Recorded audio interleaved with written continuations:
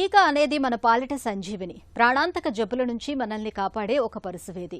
అయితే టీకాలంటే నేటికి మనలో చాలా మందిలో ఒక రకమైన భయం కనిపిస్తూ ఉంటుంది. టీకా వేయించుకున్నా సమస్యల బెడద ఎక్కువగా ఉంటుందని బలంగా నమ్ముతూ ఉంటారు. టీకా వేయించుకున్నాక వచ్చే జ్వరం, ఒళ్ళు నొప్పులు, కొద్దిపాటి వాపును దుష్ఫలితాలుగా చూడకూడదని, నిజానికి ఇలాంటి చిన్న చితక సమస్యలన్నిటికీ టీకా బాగా పనిచేస్తుందనటానికి అసలైన సూచికలని చెబుతారు డాక్టర్లు. టీకాలతో తలెత్తే దుష్ఫలితాలు, వాటి వెనుక దాగి ఉన్న నిజానిజాల గురించి ఇప్పుడు తెలుసుకుందాం. సో ప్రాబ్లం ఏంటంటే దీనికి ఇంకొంచెం more scientific evidence and validation అవసరం అండి. ఇప్పటిదాకా అంటే మనకి కొన్ని సైన్స్ ఉన్నప్పటి నుంచి వ్యాక్సిన్స్ ఎవాల్వ్ అయినప్పటి నుంచి వ్యాక్సిన్స్ అందరికీ ఇస్తున్నారు. దీంట్లో కొత్తగా వచ్చిన వ్యాక్సిన్ అంటే కోవిడ్ వ్యాక్సిన్ ఒక్కటే.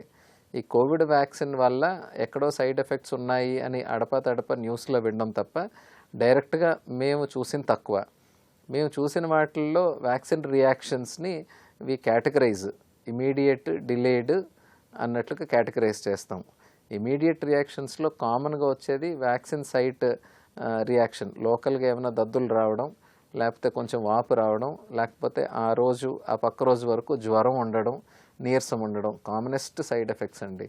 ఇవి కాకుండా సీరియస్ సైడ్ ఎఫెక్ట్స్ అంటే ఎక్కడో రేర్ పాసిబిలిటీస్, కొంతమందికి కాళ్ళు చేతులు చచ్చుబడిపోయినాయను, లేకపోతే సడన్ హార్ట్ స్ట్రోక్స్ అని అడప న్యూస్లో విన్నాం తప్ప వ్యాలిడేషన్ అంటే క్లియర్గా వ్యాక్సిన్ తీసుకుంటే ఇబ్బంది ఉంటుంది, ఆ ఇబ్బంది దీనివల్లే వచ్చింది అనేది ఇంతవరకు ఎక్కడ సైంటిఫిక్గా ఇట్ ఈస్ నాట్ ప్రూవెన్, నిర్ధారించబడలేదు.